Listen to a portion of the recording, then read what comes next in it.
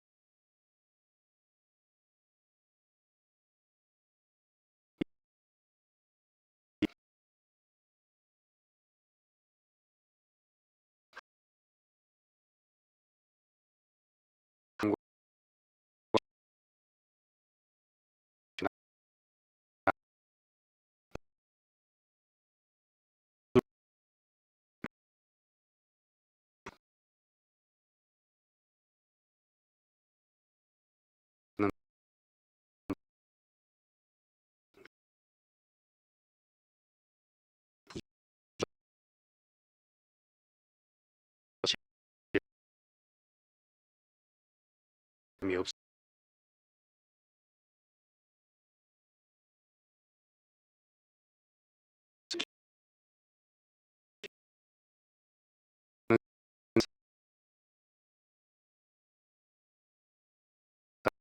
이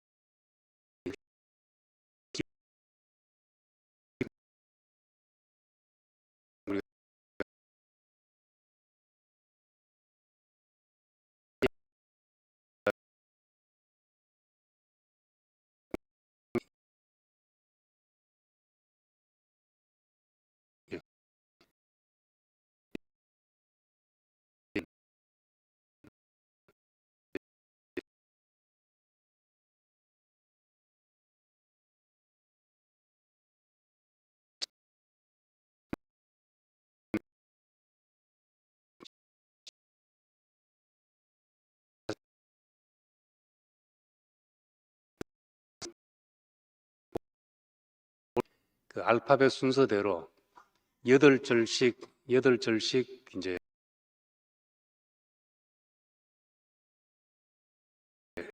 그게 무슨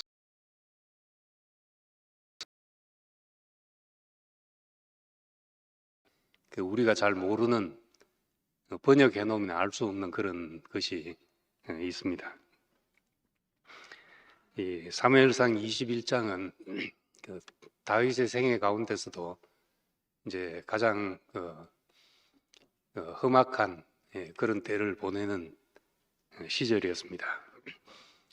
골리앗 장군을 죽이고 전쟁에서 승리하고 돌아왔을 때 이제 백성들이 다윗을 칭송하면서 다윗에게 사울을 죽인 자는 천천히요 다윗을 죽인 자는 만만이로다. 사울이 죽인 자는 천천히요 다윗이 죽인 자는 만만이로다. 그렇게 말하면서 찬송하니까 이 사울이 열을 받기 시작했습니다.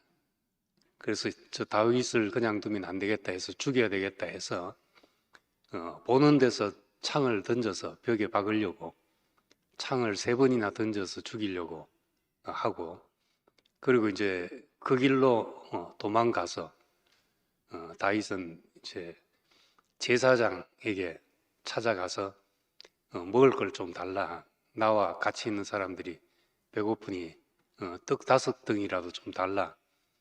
그러니까 정말 이제 도피하면서 굶주리는 상황을 이제 그렇게 묘사한 겁니다. 그리고 무기가 있으면 달라. 그래서 골리앗 장군에게서 빼앗은 그 칼을 다시 다윗이 차고 이 다윗은 블레셋으로 망명합니다. 가드 왕 아기스에게 망명한다 했는데 이 가드가 그 골리앗 장군의 고향이죠. 적장을 죽이고 영웅이 된 사람이 그 적장이 살던 도시로 이제 망명한 겁니다. 사무엘상 21장에는 이제 가드 왕 아기스라고 이렇게 돼 있는데 이 시편에는 아비멜렉이라고 돼 있습니다. 아비멜렉은 블레셋 왕들에 대한 일반적인 호칭입니다. 이집트 왕을 바로라고 하듯이 블레셋 왕을 아비멜렉이라고 그렇게 불렀습니다. 그리고 아기스는 이제 그 왕의 개인적인 이름으로, 그래서 사무엘서에는 구체적으로 가드 왕 아기스에게로 망명했다 이렇게 합니다. 초췌한 모습으로 망명을 했으니까 처음에는 못 알아봤을 수 있는데 점점 사람들이 알아봤습니다. 알아보고 이제 시편 56편도 같은 상황에서 쓴 시지만은 가드의 블레셋에 잡혔을 때, 갇혔을 때 그렇게 나옵니다. 사무엘상 21장엔 자세히는 안 나오지만은 잡혀서 이제 사람들이 알아보니까 이제 잡혀서 옥에 가두어진 상황까지 갔다는 것을 이제 시편에서 이제 역으로 볼 수가 있습니다. 근데 거기서 이제 자기를 알아보고 저 사람 위험한 사람입니다. 골리앗을 죽인 사람 아닙니까? 사울이 죽인 자는 천천히요 다윗이 죽인 자는 만만이라고 이스라엘 여인들이 그렇게 노래 부르던 사람입니다. 저 사람이 무슨 계획이 있어서 들어왔을지 모릅니다. 이렇게 하고 자기의 정체가 알려졌을 때 극도의 두려움에 사로잡혀서 이제 미친 채 하고 문짝을 거적거리면서 침을 수염에 흘리면서 이제 그렇게 하고 있었다는 겁니다. 연기가 완벽했는지 하여튼 그 상황을 보고 아기스 왕이 우리나라에 미친경이가 부족해서 저런 사람을 데리고 왔냐, 당장 내어 쫓으라 해서 이제 쫓겨나서 이 시가 나온 것입니다. 다윗이 아비멜렉 앞에서 미친 채 하다가 쫓겨나서 지은 시다 이렇게 말합니다. 문짝을 거적거리며 미친 채를 했는데 연기였는지 정말 공포스러운 상황에서 이럴 수밖에 없었던 건지 모르는 일이죠. 근데 자기를 죽일 수 있는 권력과 힘을 가진 사람 앞에 섰을 때 그때 자기 목숨은 뭐 파리 목숨이나 다를 바가 없죠. 사울은 자기를 죽이려고 해서 도망을 나왔는데 이 아기스 앞에서는 이제 도망갈 수도 없고 미친 채 하는 수밖에 없었던 겁니다. 이제 그렇게 해서 이제 살아나와서 이 찬송의 시를 쓰게 되는 겁니다. 정말 무서운 상황 앞에 딱 섰을 때 공황 상태가 되잖아요.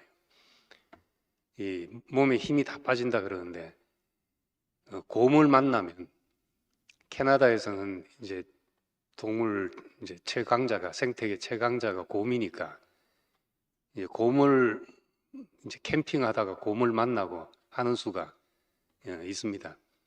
근데 웬만해서는 사람을 잘 공격을 안 하는데 이제 배고프면 사람을 이렇게 달리던 거죠. 이 곰에 대한 주의사항을 보니까 사람을 이제 건드리지 않으면 사람을 특별히 공격하지는 않는다. 그런데 이제 사람을 공격하러 올 때는 자기 새끼를 보호할 때나 아니면 이제 정말 배고플 때 그 사람에게 달려든다는 거예요. 예, 그때는 이제 도망가도 소용없고 아무 소용이 없다. 그 주의사항을 그렇게 줘놨는데 뭘 도망가도 소용없는 주의를 하면 뭐 하는지. 아는 한 분이 이제 캠핑하다가 곰을 만난 상황을 이야기하더라고요. 텐트에서 텐트를 열고 보니까 곰이 와서 이제 바깥에 쓰레기통을 뒤지고 있는데 먹을 것이 있나 해서 그걸 보는 순간 온몸에 힘이 빠지면서 온몸에 힘이 빠지면 항문이 저절로 열립니다. 그러니까 장내에 쌓여있던 것이 다 쏟아져 나와가지고 그 바지를 다 버리게 된 거죠. 그 순간 뭐 호랑이한테 잡혀가도 정신만 차리면 산다고 순간 드는 생각이 이 냄새 난 걸 곰한테 던져야겠다 하고 바지를 벗어서 곰한테 던졌는데 다행히 이제 곰이 이제 돌아갔습니다. 곰이 가면서 한 말이 뭔지 압니까? 내가 똥이 무서워서 피하는 줄 아냐? 더러워서 피한다 하면서. 앞에 이야기는 실하고 뒤에 이야기는 상상입니다. 그런데 이제 저는 곰은 아니지만은 저한테는 곰보다 더 무서운 상황을 만났는데 중학교 때 학생 주임 선생님이 하여튼 그렇게 무서웠습니다. 뭐 마구 때리고 이런 분도 아니고 한데 하여튼 눈에 화가 나면 눈에서 불이 쫙 나오는 게 굉장히 무서운 사람이었습니다. 그래서 학생 주임 앞에서는 꼼짝을 못 하는데 학생 주임이 이제 훈시를 했습니다. 복도에서 장난치지 말고 하는 훈시를 했는데 그 중학생이 생리적으로 장난 안 칠 수가 있습니까? 장난치다가 학생 주임 선생님하고 딱 마주친 거죠. 그때 이제 장난치지 말라 했는데 장난치다가 만났으니까 몸에 힘이 쫙 빠지는데 다행히 제 장 속에 장이 비어서 그냥 공기만 벌벌벌 하고 나오더라고요. 그 항문이 풀린다는 게 어떤 건지 그때 처음 알았습니다. 정말 무서운 상황을 만나면 지금 아기스 왕 앞에서 다윗은 뭐 비교할 수 없는 상황이라고도 할 수 있겠죠. 적진에 들어가서 자기는 골리앗을 죽인 사람이고 망명한다고 왔는데 자기의 정체를 알게 되고 그때 미친 채 하지 않으면 살 방법이 없는 그 자리에서 구사일생 쫓겨나서 살은 다윗에게 정말 감사할 일이 있다면은 내가 살아있다 이것밖에 더 있겠습니까? 사람이 살고 죽고 하는 문제 앞에 서면은 단순해지죠. 뭐 덥다 춥다 기분 좋다, 나쁘다 이런 거 다 사라지고 살았다는 것만으로도 행복하고 감사하고 이런 상황이 올 것입니다. 다윗은 이 자리에서 내가 주를 항상 송축하며 내 입술로 항상 주를 찬양하리다 이렇게 말합니다. 항상 주를 송축한다. 어떤 조건에서도 찬양한다. 내가 어떤 상황에서도 주를 찬송합니다. 이렇게 고백하고 있습니다. 이런 사람은 내가 어떤 조건에서도 감사와 찬송이 나온다면 어떤 환경도 정복하고 다스리는 사람입니다. 우리가 소중한 것을 잃었을 때 또는 정말 공고한 처지에 놓였을 때 어디까지 내가 찬송할 수 있는가? 어떤 상황까지? 지금은 그래도 이 정도니까 찬송할 수 있는데 정말 막다른 자리에서 내 입에서 찬송이 나올 것인가? 그렇다면은 우리는 그 상황까지 정복하고 다스리는 사람이 된 것입니다. 소중한 것을 잃을 때, 정말 모멸감을 느낄 때, 내 뜻대로 아무것도 되지 않는 그 상황에서 이런 자리에서 찬송한다. 이것이 이제 참으로 하나님에 대한 찬송이 되고 송축한 것이 됩니다. 송축한다 하는 그 말은 히브리어의 그 뜻은 인간이 하나님을 향할 때는 이제 무릎 꿇다는 뜻으로 쓰이는 말이고 하나님이 인간을 향할 때는 이제 복을 주다는 말로 번역이 됩니다. 근데 이걸 이제 송축한다 이렇게 말했습니다. 내가 당신 앞에 무릎을 꿇었습니다. 내 입술이 항상 주님을 찬양합니다. 이렇게 번역할 수 있는 말입니다. 성경에 보면 욥은 자식을 잃고 소유를 잃고 모든 것을 잃은 자리에서 주신 자도 여호와시요 취하신 자도 여호와시니 오직 여호와께서 송축을 받을 것입니다. 욥기 1장에 그렇게 말했지만은 욥기의 결론과도 같은 말씀입니다.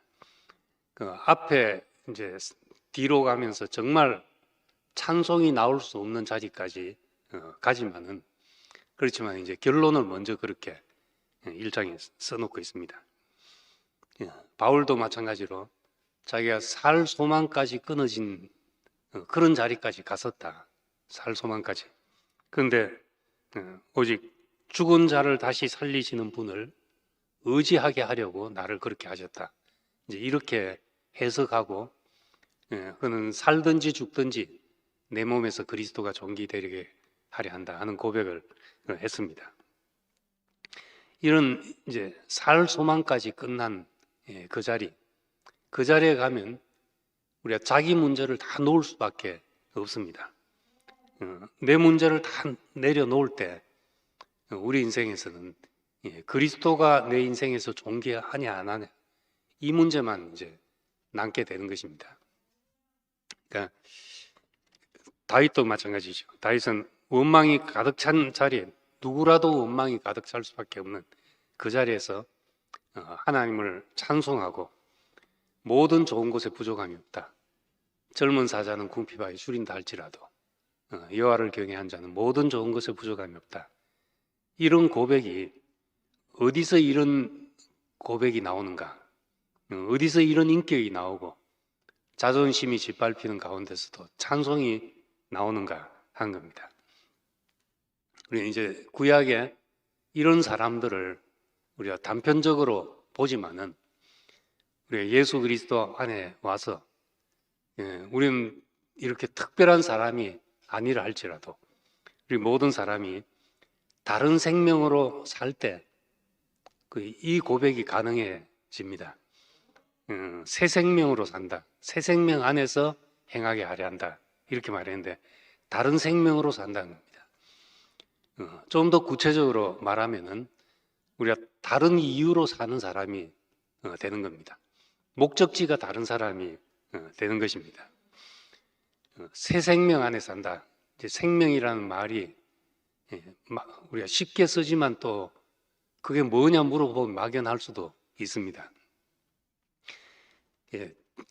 우리가 비유적으로 쓰일 때는 자동차의 생명은 엔진이다. 요즘 이제 전기차의 생명은 배터리다. 이럴 때 가장 소중한 것을 말하잖아요. 그것에서 그거 빼면 아무것도 안 되는 것. 카메라의 생명은 렌즈다 하면은 렌즈 빼면 카메라는 아무 기능을 못하죠. 그거 빼면 죽은 것이나 다를 바 없는 것. 그거 빼면 아무것도 아닌 것. 그것이 생명이라고 할 수 있습니다. 나를 살게 하는 가장 깊은 이유, 그게 영이요 생명이다. 이렇게 말씀할 수 있죠. 내가 너에게 이런 말이 영이요 생명이다 했는데 우리가 그 말씀으로 사는 사람이 되면은 말씀 빼면 아무것도 없게 되죠. 그때 그것이 내 생명이고 내 영이고 그렇게 말할 수가 있습니다. 요즘 세상 말로는 핵심 가치 이런 말을 많이 쓰는데 그 핵심 가치 그거 빼면 뭐 그 정신이 아무것도 아닌 그런 것이죠.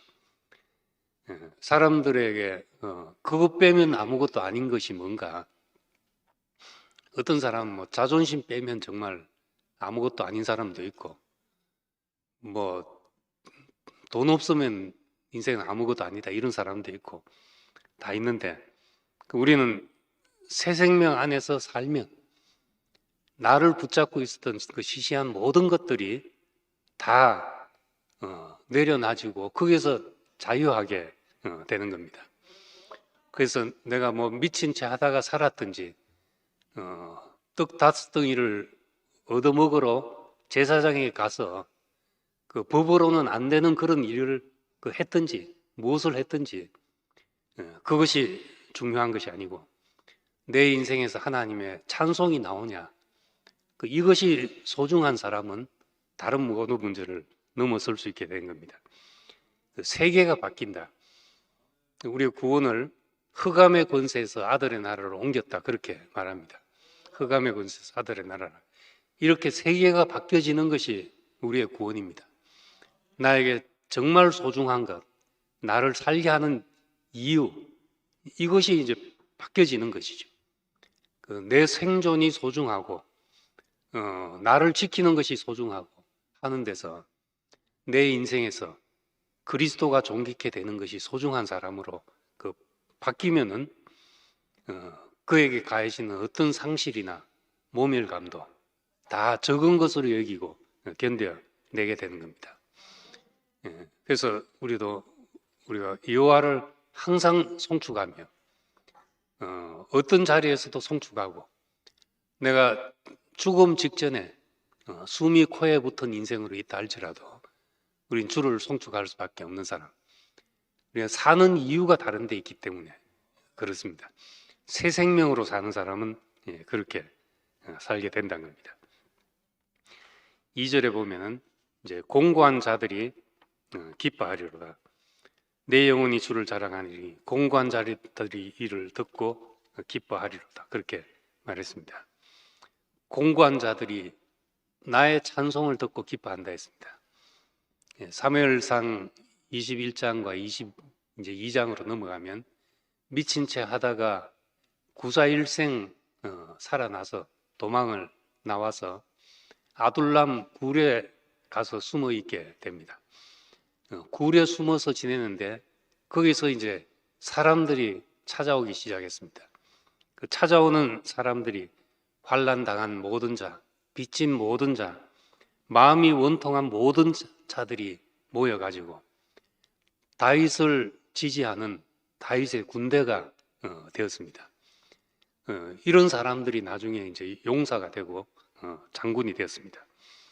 얼핏 보면 이제 사울 왕정 밑에서 환난 당하고 빚지고 마음이 원통하고 억울함이 있는 사람들을 모아가지고 반 사울 군대를 형성한 것처럼 보이잖아요.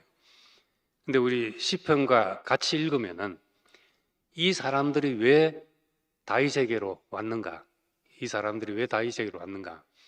처지가 같아서 같이 사울을 미워하니까 그래서 온 사람들이 아니란 겁니다.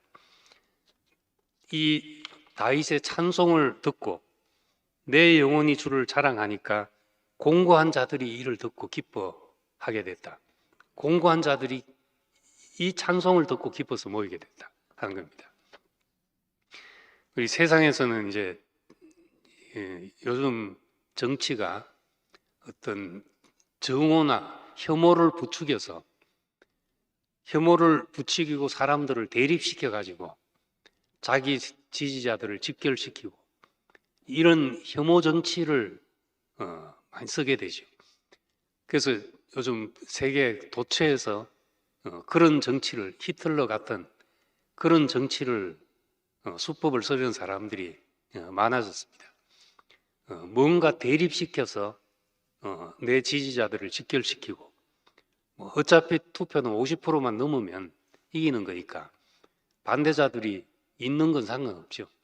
반대자들이 있을수록 더 세게 나올수록 나의 지지자들이 직결한다 이런 생각을 가지고 대립을 부추기는 정치를 하는 겁니다.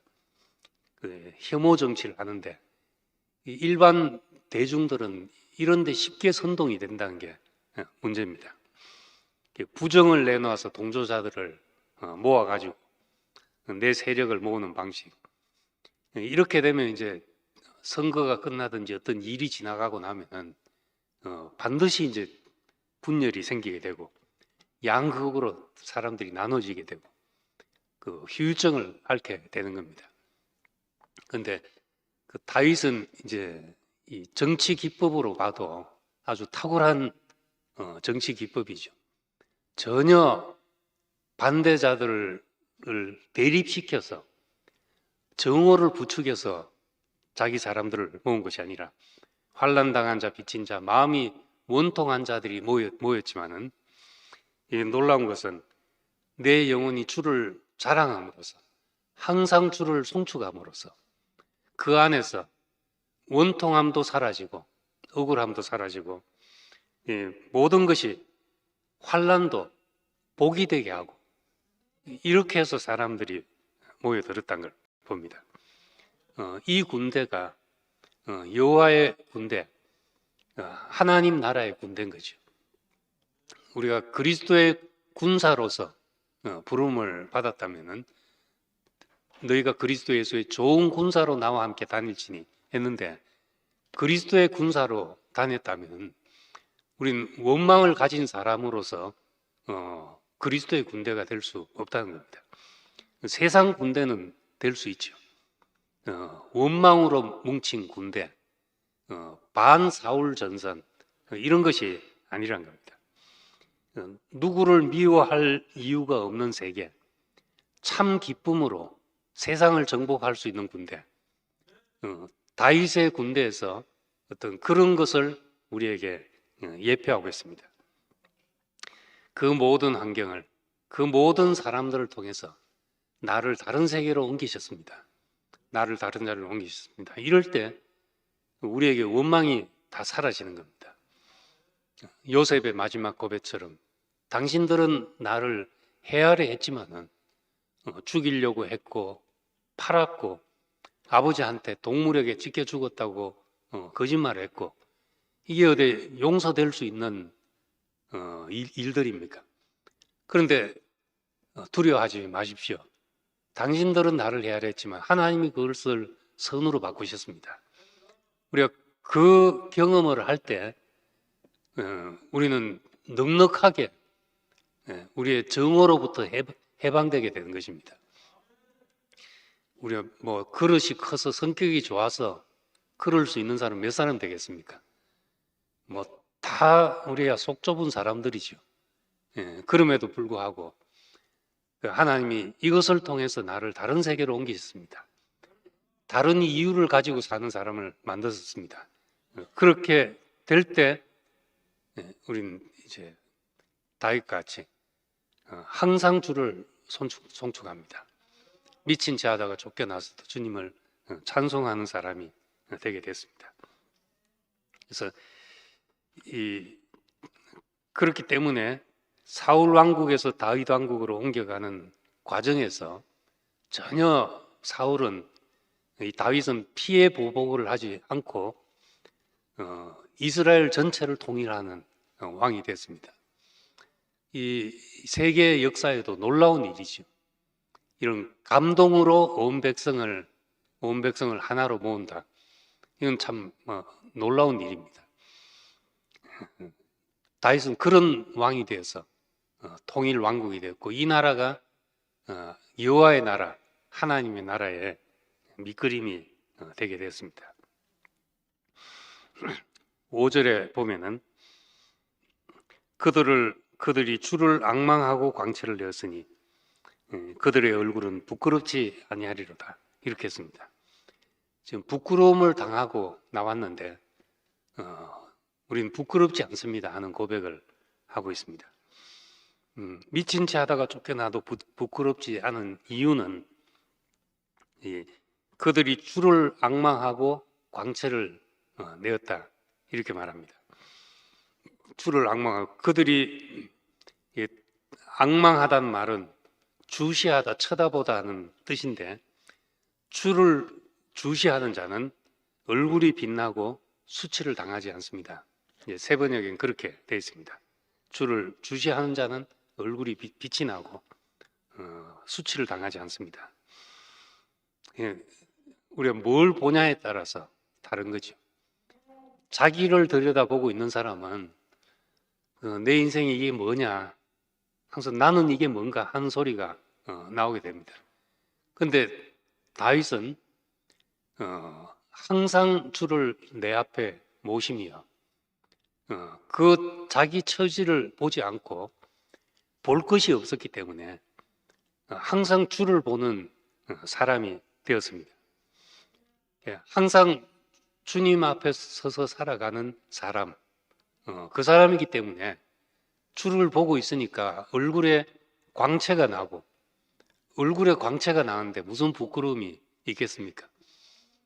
내가 뭘 하든지 어떤 처지에 있든지 내 얼굴에 기쁨의 광채가 나는 사람으로 산다면 뭐 어딜 가서 우리가 부끄럽겠냐는 거죠.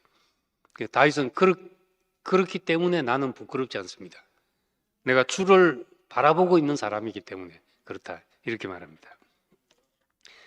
사무엘하 6장에 보면은 이제 예루살렘을 통일 왕국의 도읍지로 정하고 예루살렘으로 이제 법궤가 돌아오는 장면이 나옵니다. 법궤가 예루살렘으로 돌아올 때 다윗이 너무 기뻐서 덩실덩실 춤을 췄습니다.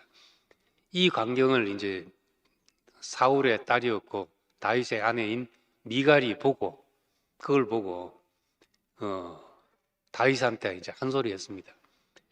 경박스럽기 그지없습니다. 왕이 신하들 아내가 보는 앞에서 몸이 드러나고 맨살이 드러나고 이게 뭡니까? 경박스럽기 그지없습니다. 이렇게 이제 다윗에게 송사를 했습니다. 왕의 채통이 서지 않습니다. 지금 어떻게 했는지 구체적으로 묘사가 안 나오지만은 덩실 춤을 췄다, 세마포 에봇을 입었다 했으니까, 세마포 옷이라는 게 마옷, 마옷이니까 가장 시원한 옷이잖아요. 속이 비치는 건지 아니면 춤추다가 속이 보였는지 바지가 내려갔는지, 신하들의 아내들 앞에서 몸을 드러내고 이게 뭐 하는 겁니까? 이렇게 말했습니다. 그때 이제 이 다윗이 한 말이, 나는 여호와 앞에서 한 것이다. 여호와 앞에서 한 것이다. 나는 그렇기 때문에 여호와 앞에서 맨살이 드러나도 좋고 내가 하나님 앞에서 기뻐서 춤추는 것이 당연하다, 이렇게 말했던 겁니다.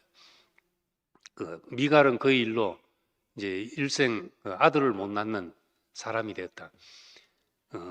다윗이 그 뒤로는 상종을 안 했는지 어쨌는지 일생 아들을 못 낳는 아들이 아내가 됐다, 이렇게 말합니다. 이 하체가 드러난 상황, 노아도 마찬가지였죠. 홍수 이후에 포도주에 취해서 벌거벗고 들어 누워 있는 걸 보고 함이 그걸 보고 이제 형제들한테 가서 이야기를 했습니다. 아버지가 저렇게 부끄러운 모습을 하고 들어 누워 있다, 이렇게 말했습니다. 그런데 그것이 부끄러운 모습이 아니라 이건 홍수 이후는 부활 이후의 잔치지요. 포도주로 말미암아 취했다는 것은 주로 말미암아 즐거워하는 것을 나타내는 겁니다. 우리는 선악과를 먹은 이래로 늘 부끄러워서 가려야 했던 인생인데, 홍수 이후에 그리고 법궤가 예루살렘으로 돌아올 때 벌거벗어도 부끄럽지 않은 이 세계가 모형이지만 잠시만 그렇게 드러나게 됐다는 겁니다. 우리가 참으로 언제 부끄럽지 않게 됐는가? 사람들 앞에 뽀대나는 모습으로 설 때 부끄럽지 않은가? 그것이 아니라는 거죠. 우리가 부활의 세계를 경험하면, 죽고 다시 난 그 사람으로 살면은 그 자리에서 부끄럽지 않은 사람으로. 그래서 교회는 벌거벗어도 부끄럽지 않은 세계를 다시 재현한 것이죠. 교회 안에서. 우리의 부끄러움은 우리가 주님을 찬송할 수 없는 것이 부끄러움이지, 우리 뭐 세상에서 이랬다 저랬다 내 사정으로 부끄러워할 이유가 없는 세계라는 겁니다. 그래서 참된 영광을 본 사람, 내가 주를 앙망했습니다. 주를 주시하고 쳐다봤습니다. 그때 참된 영광을 본 사람은 다른 영광에 미혹될 필요가 없습니다. 하나님이 높여신 참 사람의 영광이 보이면은 우리가 스스로 존귀 되려는 이런 태도가 우리에게서 사라지게 되는 거죠.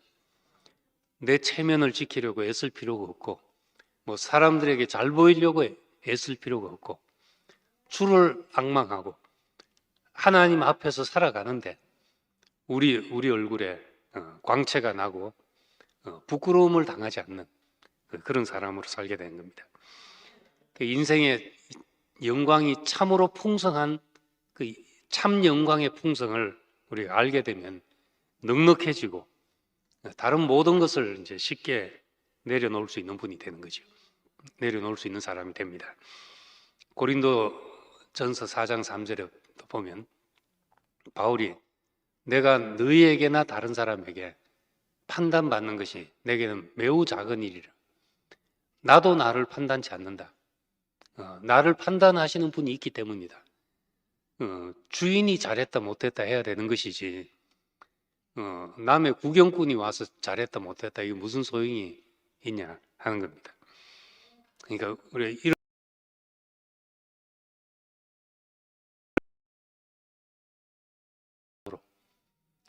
그 앞에서 살아가는 사람으로 살아가면 내가 내 체면, 내 자존심, 내가 내세워서 표방해서 잘나고 싶고 뭐 인정받고 싶고 한 모든 것이 다 하나님이 우리에게 주시는 그 영광에 비하면 부질없는 것이라는 것을 우리가 알게 됩니다. 8절에 10절 보면은 너희는 주의 선하심을 맛보아 알지어다. 그에게 피하는 자는 복이 있도다. 선하심을 맛보아 안다. 이 맛보아 알지어다 한 것이 이제 우린 두 단어로 이렇게 되어 있지만 한 단어로 되어 있습니다. 그냥 체험한다는 말이죠. 경험한다는 말입니다. 그걸 우리 말로 이제 맛본다고 그렇게 이야기했습니다. 하나님을 맛본다. 맛으로서 우리가 하나님을 느낀다. 이 가장 1차적인 표현이죠. 선악과를 먹는다 하는 것도 그렇잖아요. 그게 꼭 먹는 것다 이렇게 우리가 말할 수 없는 것이지만은 먹는 것으로 표현한 게 가장 1차적인 표현입니다.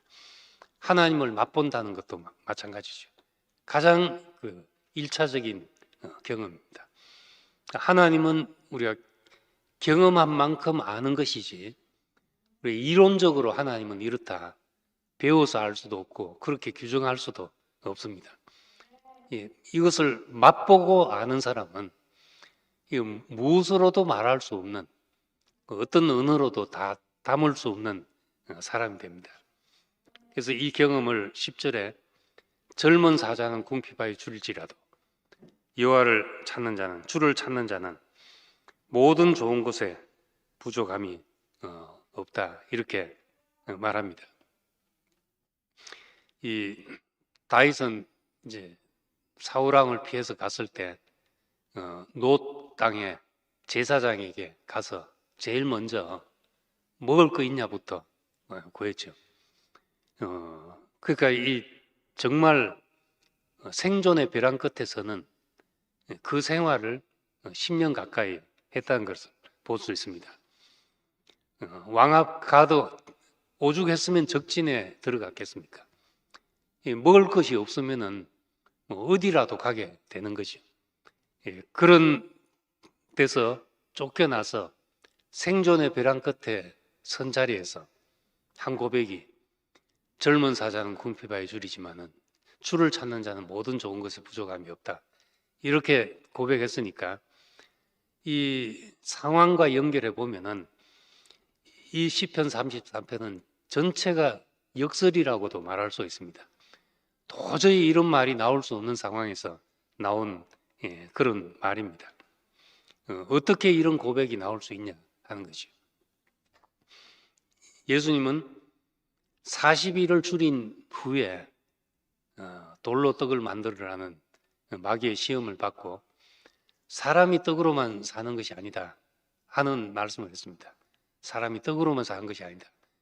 여호와의 입에서 나오는, 하나님의 입에서 나오는 모든 말씀으로 산다. 우리는 하나님의 말씀으로 사는 존재. 이것이 이제 사람에 대한 새로운 규정입니다. 네가 하나님의 아들이면 돌로 떡을 만들어 보라 했는데, 사람은 떡으로만 사는 것이 아니다. 하나님의 입으로 나온 말씀으로 산다. 나에게는 다른 양식이 있다 하는 말씀을 한 것이죠.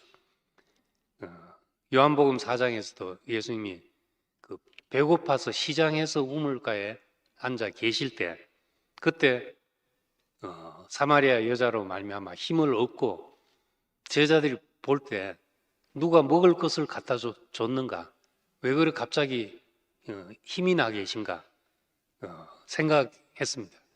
그때 예수님 대답이 나에게는 너희가 알지 못하는 양식이 있다, 이렇게 말했습니다. 나의 양식은 나를 보내신 이의 뜻을 행하며 그 일을 온전히 이루는 것이다, 이렇게 말했습니다. 이 양식, 이거는 뭐 밥이 나오는 것도 아니고 떡이 나오는 것도 아니잖아요. 나의 보내신 이의 뜻을 행하며 그 일을 온전히 이루는 것이다. 우리의 사명이 양식이죠. 시편 37편에 보면은 하나님의 성실하심을 너의 먹거리로 삼을지어다, 너의 식물로 삼을지어다, 이렇게 말했습니다. 하나님의 성실하심이 나의 식물이 되어 있다. 나의 사명이 나의 양식이 되어 있다. 이럴 때 모든 좋은 것에 부족함이 없는 사람이 되는 겁니다.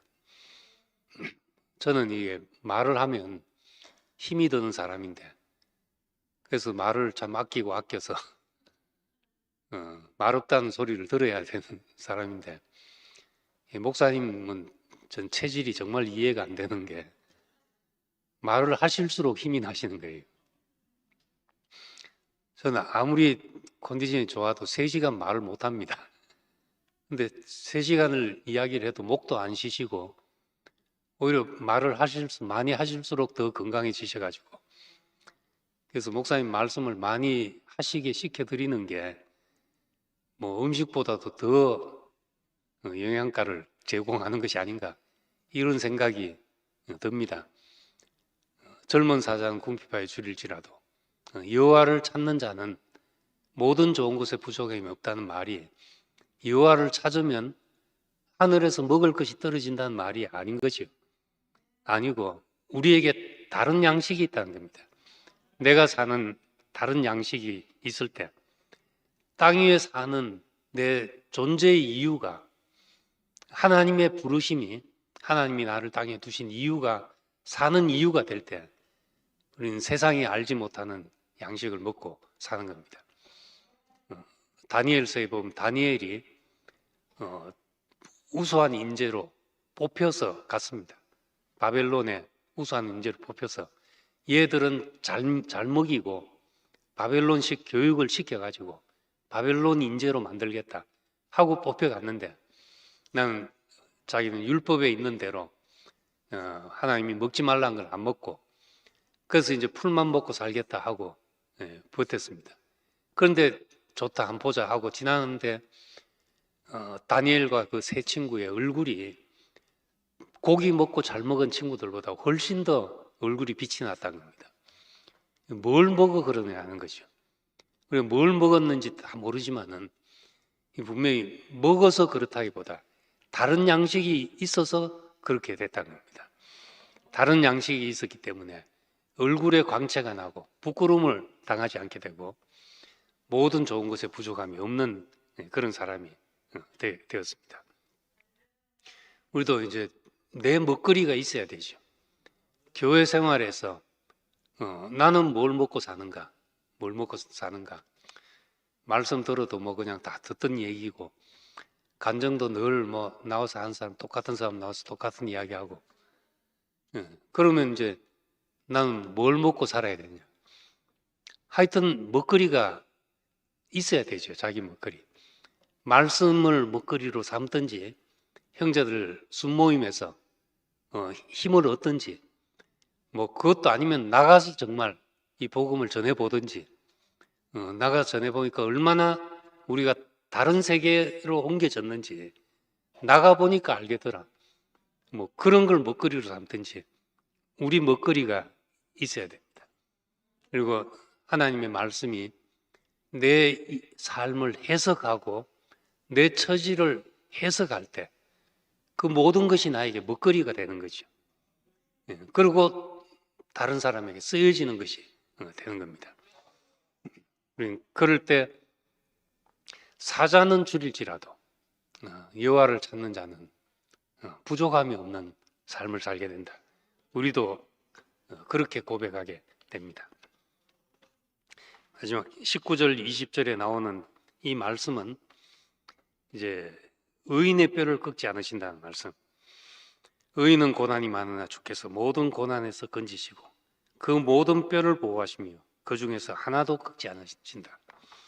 이 말씀은 의인의 뼈를 꺾지 않으신다는 말씀은 출애굽기 12장에 유월절을 지키는데 유월절을 지킬 때 그 살과 내장과 모든 것을 다 불에 구워서 먹되 뼈는 꺾지 말라는 말이 나옵니다. 이 말씀을 이제 시편에서는 다윗은 그 출애굽기 12장에 있는 말씀을 자기 인생이 정말 공고한 데 있지만 하나님이 내 생명은 지키셨다는데 이 말씀을 사용했습니다. 그런데 예수님은 십자가에 못 박혀 죽었는데 죽어서 이제 밤부터 이제 안식일이 되고 다음 날은 안식일이니까 안식일 날 시체를 매달아 놓는 것이 유대인들에게는 아주 부정한 것이고 그래서 시체를 치워달라고 요구를 해서 로마 군병들이 가보니까 예수는 이미 죽어 있더라는 겁니다. 덜 죽은 사람을 뼈를 꺾어서 죽여서 더 이상 고통을 당하지 않게 하는 것인데 예수님은 이미 죽어서 그냥 옆구리를 찔러서 물과 피가 나오게 하고 그러고 시체를 뼈를 꺾지 않고 내렸다 하는 이야기입니다. 정말 그러면 예수에게서 무엇이 남았는가? 다윗은 그래도 하나님이 내 생명은 지켜주셨습니다. 여기에 뼈를 꺾지 않는다는 말을 쓰신 거죠. 근데 요한복음에서는 예수님이 죽음에서 뼈를 꺾지 않았다는 이 말을 쓰신 겁니다. 요한복음은 전체가 예수가 우리와 같이 살과 피를 가지고 만질 수 있는 사람이라는 걸 말하기 위해서 쓴 책입니다. 그 가장 영적인 것 같이 보이지만은 예수가 우리와 같은 사람이라는 걸 말하기 위해서 말씀이 육신이 되어서 오셨다. 내 살과 피를 먹어라. 옆구리를 찌르니까 물과 피가 나왔다. 내 손과 옆구리를 만져보라. 이건 다 우리와 같은 육체를 가졌다는 이야기를 하고 계신 겁니다. 그런데 그 속에 6월절이 지나가는데 6월절이 지나가서 다 죽음이 지나가는데 그 안에 꺾지 않은 양의 뼈가 있다는 겁니다. 그리고 그 꺾이지 않은 뼈와 함께 이스라엘 백성이 보존된 거죠. 죽음 속에 하나님이 이스라엘 백성을 보존하신 것입니다. 그러니까 이 땅에서 하나님이 당신의 자기 몸을 건축할 때 어떤 재료를 준비하시는데 그것은 죽음 속에 보존된 사람들, 이 사람들을 재료로 준비하신다는 겁니다. 이 재료가 아니면은 사탄의 공격을 견딜 수 없기 때문에 그렇다는 겁니다. 그 십자가 안에 있는 사람들, 예수의 죽음 안에서 내가 발견이 돼서 내가 죽었구나, 저분과 함께 내가 죽었구나, 이렇게 발견된 사람들이 교회가 되게 되는 것입니다. 교회의 재료가 되는 것이죠. 하나님의 나라의 재료가 되는 겁니다. 꺾이지 않은 사람들. 오늘 이 다윗 미친 채 하다가 쫓겨나서도 내가 항상 주를 송축하는 사람, 여호와를 바라보고 부끄러움을 당치 않는 사람, 이 사람이 바로 그 뼈가 꺾이지 않은 사람이죠. 이 사람이 우리가 어떤 상황이야 고난과 굴욕 속에서도 항상 찬송할 수 있는 사람, 줄이지 않는 양식을 먹는 사람, 이 사람이 하나님의 나라를 짓는데, 건축하는데 재료로서 사용되어지는 사람들입니다. 그래서 예수의 죽음 안에서 그 유월절 속에 이스라엘 백성이 보존되었듯이 우린 예수의 죽음 안에 그 꺾이지 않는 뼈 속에 우리가 보존되어서 거기서 우리가 동일시가 되면은 우리를 통해서 하나님의 영광스러운 교회를 경험하게 되고, 우리는 지금 이렇게 함께 모여서 잔치를 벌이고 찬송하는 것은 그냥 동네방네 사람들 모여서 노는 것이 아니라 꺾이지 않은 뼈들이 모인 것이죠. 부끄러움 속에서, 고난 속에서, 어떤 죽음의 위협 속에서, 그 앞에서 우리는 항상 찬송할 수밖에 없는 사람, 항상 하나님 앞에서 살아갈 수밖에 없는 사람, 이런 사람을 통해 진동치 않는 나라를 이루시고 우리가 영원히 하나님의 거처로서 우리가 지어지게 됩니다.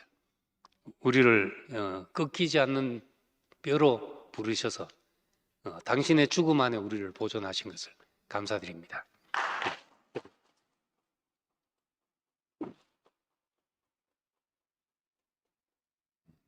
기도하겠습니다. 아버지 하나님, 우리에게 많은 일들이 지나가지만은 우리는 어떤 일을 만나든지 그 자리에서 항상 주를 송축하는 사람을 보게 됐습니다. 무엇을 하든지 항상 여호와 앞에서 살아가는 사람, 하나님 앞에서 살아가는 사람을 우리가 보게 됐습니다. 우리 모두를 이런 사람이 되게 하기 위해서 십자가 안으로 불러 모으신 것을 감사드립니다. 그 뼈를 꺾지 않으신 것처럼 우리도 이제 꺾이지 않은 뼈로서 하나님의 나라의 건축 재료가 되게 하셨습니다. 우리의 찬송이 영원할 수밖에 없고 우리가 주님을 자랑하는 것이 어떤 상황에서도 꺾이지 않는 사람들이 되도록 우리를 부르신 것을 감사드립니다. 우리가 이 재료로서 교회를 이루게 하시고 우리가 교회라는 방주 속에서 세상의 어떤 풍파 속에서도 우리가 그 물에 침해되지 않고 삼켜지지 않는 사람으로 살게 우리를 방주 안에 두셨습니다. 우리를 꺾이지 않는 뼈로 부르신 것을 영원히 찬송하는 사람들이 되기를 원합니다. 예수님 이름으로 기도드립니다. 아멘.